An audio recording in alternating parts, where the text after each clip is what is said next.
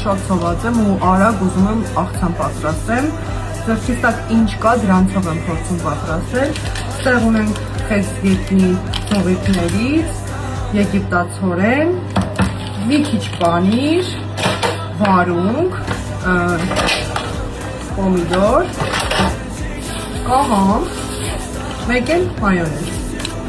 կամակի մեջ։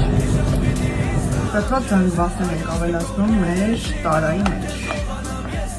Դասում ենք նաև կաղամբը, հետո վարունգը, լոլիկը, մի քիչ ավելացնում մի քիչ աղ,